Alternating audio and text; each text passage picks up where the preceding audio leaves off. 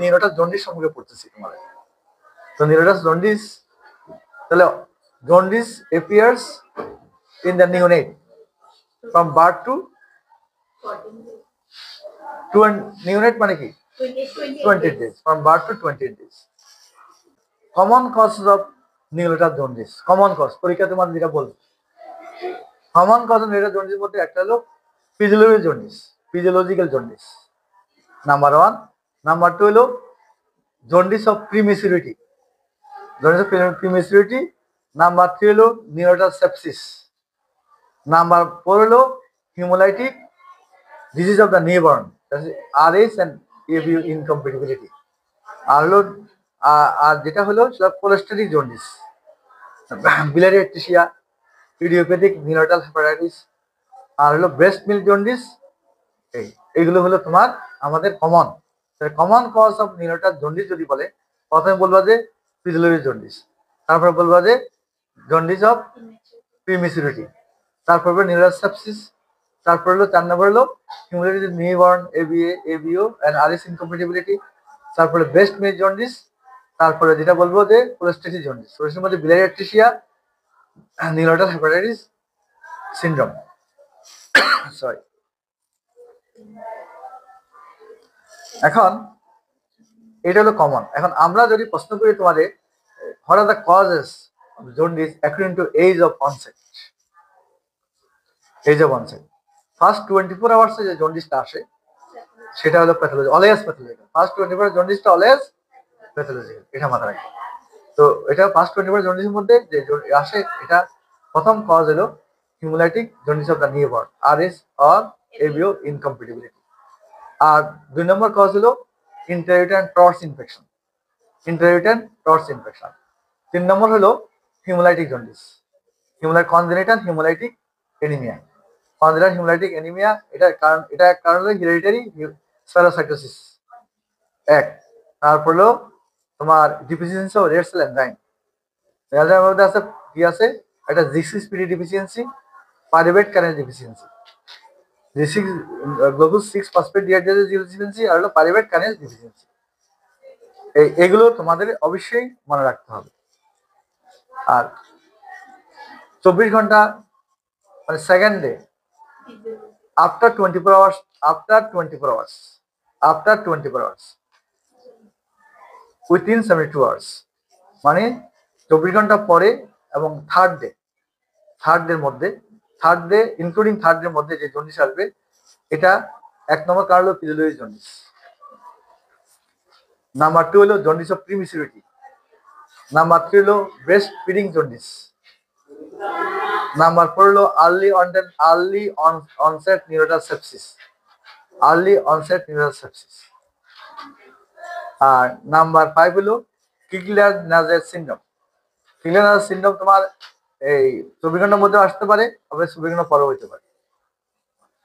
তাহলে আমরা ফার্স্ট 24 আওয়ার্সের জন্ডিসটা হলো অলওয়েজ প্যাথোলজিক্যাল, আর second day or third day মানে after 24 hours and within 70 hours এর মধ্যে জন্ডিস আসবে। এটা প্রথম হলো physiological jaundice, jaundice of prematurity, early onset neonatal sepsis, তারপর ব্রেস্ট ফিডিং জন্ডিস, আর কিগলার-নাজার সিনড্রোম। এই কিগলার-নাজার সিনড্রোম টাইপ 1 টাইপ 2 আছে। After third day, after 72 hours and within 7 days, মানে আমাদের এটা হবে কি যে fourth day and within 7 days, 4 day within 7 to 10 days বলি একটা, মানে 4 দিন থেকে 4 দিনের আগে জন্ডিস নাই, জন্ডিস যখন 4 দিন ডেভেলপ করছে, এটা 4 থেকে 10 দিনের মধ্যে ডেভেলপ করছে বা 1 সপ্তাহের মধ্যে ডেভেলপ করছে। এই জন্ডিসগুলোর কারণ কি? এর আগে জন্ডিস ছিল না। এর আগে জন্ডিস ছিল একটা হলো তোমার সেপসিস, হ্যাঁ জন্ডিস মানে লেট অনসেট নিউরোটাল সেপসিস। তারপরে মেটাবলিক কজ হতে পারে galactosaemia, cystic fibrosis, alpha 1 antitrypsin deficiency, এই মেটাবলিক কজগুলো। তারপরে কনজেনিটাল নন হিমোলাইটিক, কনজেনিটাল মানে ফ্যামিলিয়াল বলি আমরা, familial non haemolytic hyperbilirubinaemia, familial or congenital non haemolytic hyperbilirubinaemia. তো আমরা জানি যে হিমোলাইসিসে সাধারণত তোমার আরবিসি ব্রেকডাউন হয়, বিলিরুবিন বাড়ে, কিন্তু হিমোলাইসিস না হয়ে কি জন্ডিস বাড়তে পারে? পারে। এই যে ফ্যামিলিয়াল নন হিমোলাইটিক হাইপারবিলিরুবিনিয়া, এখানে হিমোলাইসিস হবে। এখানে কি হয়, ওই যে তোমাদের ক্যারিয়ার প্রোটিনগুলো ডিফেক্ট হয়, লিগ্যান্ডের প্রোটিন ডিফেক্ট হতে পারে, ডিসচার্জ করার জন্য যে প্রোটিন আছে সেই প্রোটিন ক্যারিয়ার প্রোটিন ডিফেক্টিভ হতে পারে। তো এগুলোর নাম হলো ক্রিগলার-নিজার সিনড্রোম। এনজাইম টেয়ার কম হচ্ছে, ক্রিগলার-নিজার সিনড্রোম একটা নাম। একটা হলো গিলবার্ট সিনড্রোম, গিলবার্ট সিনড্রোম, একটা ডোবিন জনসন সিনড্রোম, রুটোস সিনড্রোম। এর মধ্যে ক্রিগলার-নিজার সিনড্রোম আর হলো তোমার গিলবার্ট সিনড্রোম, এই দুটো হলো আনকনজুগেটেড হাইপারবিলিরুবিনিয়া। আর যেটা তোমার ডোবিন সিনড্রোম আর রুটোস সিনড্রোম, এটা হলো কনজুগেটেড হাইপারবিলিরুবিনিয়া। হ্যাঁ, তাহলে ক্রিগলার হলো সি মানে কি কনজুগেট, মানে কনজুগেট হতে পারছে না যেহেতু ডিফিসিয়েন্সি কম, মানে তোমার গ্লুটামাইন ট্রান্সফার এনজাইম কম, তাহলে সেই জন্য। আর হলো গিলবার্ট হলো তোমার, এটাও তোমার কনজুগেশন হতে পারছে না ক্যারিয়ার প্রোটিনের জন্য। কনজুগেশন সেলের মধ্যে ঢুকেও সে তোমার এন্ডোরাইন রিটিকুলাম সে যেয়ে সে কিছু কাজ করতে পারতেছে না, তাহলে আনকনজুগেটেড বিলিরুবিন বেড়ে যাবে। আর ওটা হলো এনজাইম। আর হলো তোমার কনজুগেশন হয়ে গেল কিন্তু সে ডিসচার্জ হতে পারছে না, ডোবিন জনসন সিনড্রোম, কেমন রুটোস সিনড্রোম। তো এগুলো মনে রাখতে, এভাবে মনে রাখতে হয়। আফটার 7 days অনওয়ার্ডস, 7 দিন আগে জন্ডিস ছিল না, 7 দিন পর জন্ডিস ডেভেলপ করছে, এবং এটা 21 দিন থাকতে পারে, 2 সপ্তাহ, 3 সপ্তাহ থাকতে পারে, অনেক দিন থাকতে পারে।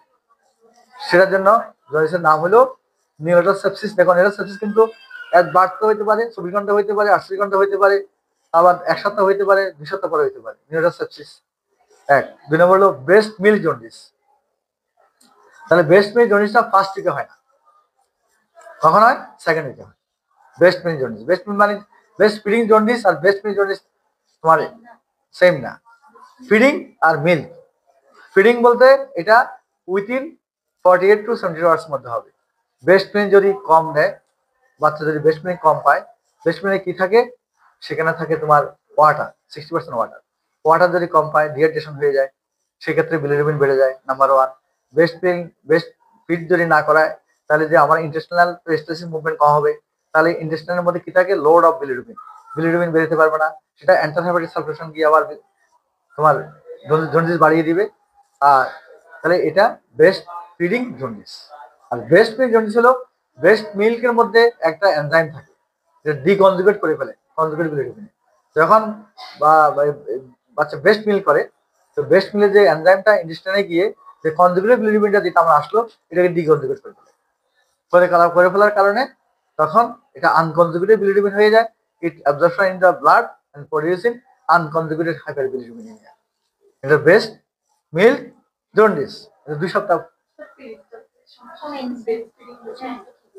Breast feeding jaundice. পেরিস্টালসিস হলো ব্রেস্ট ফিডিং, কারণ পেরিস্টালসিস হলে তো আমার বাউল মুভ হবে, বাউল মুভ হলে আমার বিলিরুবিন স্টেসিস হবে না, না হলে তো বিলিরুবিন আমার এন্টারহেপাটিক সার্কুলেশন যাবে না, জন্ডিস বাড়বে না। এই জন্য তোমার অ্যাট বার্থে উইদিন 30 থেকে 30 মিনিটস টু 1 আওয়ারের মধ্যে তোমার ফ্রিকুয়েন্ট ফিডিং দিতে হয়। কথা বুঝছো তো? আর একটা জন্ডিস হলো যে কোলেস্টেটিক জন্ডিস। কোলেস্টেটিক জন্ডিস মানে অবস্ট্রাটিক জন্ডিস। কোলেস্টেসিস বা কোলেস্টেটিক জন্ডিস হলো অবস্ট্রাটিক জন্ডিস। বিলিয়ারি অ্যাট্রিশিয়া একটা কারণ, আরেকটা হলো তোমার নিউরোটাল হেপাটাইটিস, আরেকটা হলো তোমার কোলিডোকাল সিস্ট, আর একটা ইনস্পিরেটেড বাইল সিনড্রোম। ইনস্পিরেটেড বাইল সিনড্রোম।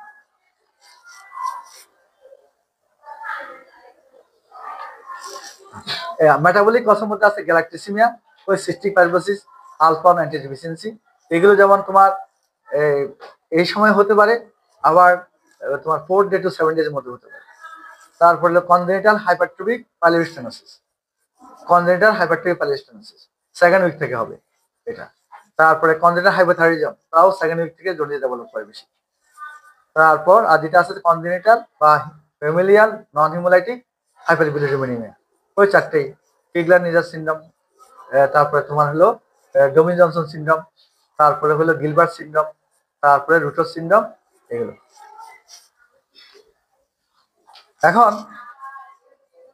এখন আমরা বললাম এই যে কনসেপ্ট, এখন আমরা বলি যদি যে তোমার what are the causes of unconjugated hyperbilirubinemia আমরা যদি মনে করি, তাহলে তোমার 24 আওয়ার্স যে জন্ডিসগুলো হয়, তাহলে all causes of 24 hours of neonatal jaundice, এটা একটা সূত্র আর কি, ফর্মুলা। তাহলে যদি চব্বিশ ঘন্টার মধ্যে যদি জন্ম মানে বার্থে 24 ঘন্টার মধ্যে যদি জন্ডিস হয়, তাহলে সব জন্ডিস গুলো হলো কি বিলিরুবিন, যেমন আরএইচ আর এবি ইনকম্প্যাটিবিলিটি, তারপরে হলো টর্স ইনফেকশন, তারপরে হলো তোমার এই hereditary spherocytosis, pyruvate kinase deficiency, glucose 6 phosphate dehydrogenase deficiency. তাহলে সবগুলোতে আনকনজুগেটেড হাইপারবিলিরুবিনেমিয়া। আর second and third day cause of jaundice, physiological jaundice, jaundice of prematurity, এগুলো হলো সবগুলো হলো আনকনজুগেটেড হাইপারবিলিরুবিনেমিয়া। আর আদার কজের মধ্যে আছে ব্রেস্ট পেইন জন্ডিস, তারপরে কনজেনিটাল হাইপারট্রফিক পাইলোনেফ্রাইটিস। কারণ কনজেনিটাল হাইপারট্রফিক পাইলোনেফ্রাইটিস কেন আনকনজেনিটাল হবে? কনজেনিটাল হাইপারট্রফিক পাইলোনেফ্রাইটিস হলে কি বাচ্চা তো বমি করে বেশি, বমি করতে করতে সে তো আর মানে খেতেই পারে না, যা খায় সব বমি করে দেয়। তাহলে ব্রেস্ট মিল্ক থাকে, গ্লুকোজ থাকে না, ল্যাকটোজ ডাইজেশন মেটাবলিজম এসে গ্লুকোজ তৈরি করে। গ্লুকোজ যদি তার ঠিক মতো তার শরীরের মধ্যে না থাকে, ব্লাডে না যায়, তাহলে গ্লুকুলার ট্রান্সফার এনজাইম তৈরি হবে না। হ্যাঁ, না হলে কি কি কি হবে এখানে? এটা হবে আনকনজুগেটেড হাইপারবিলিরুবিনেমিয়া। তেমনি ভাবে তোমার কনজেনিটাল তোমার হাইপোথাইরয়েডিজম, কনজেনিটাল হাইপোথাইরয়েডিজমে কি হবে? সেখানে আনকনজুগেটেড হাইপারবিলিরুবিনেমিয়া। কারণ thyroid stimulating hormone, it is thyroid hormone essential for resolution of the glucuronyl transferase enzyme. তাহলে দেখো একসাথে কি লিঙ্ক আছে, তাহলে এখানেও আনকনজুগেটেড হাইপারবিলিরুবিনেমিয়া হবে। তারপরে আছে তোমার ওই congenital Crigler Najjar syndrome, Gilbert syndrome, এগুলো কি হবে? আনকনজুগেটেড হাইপারবিলিরুবিনেমিয়া হবে।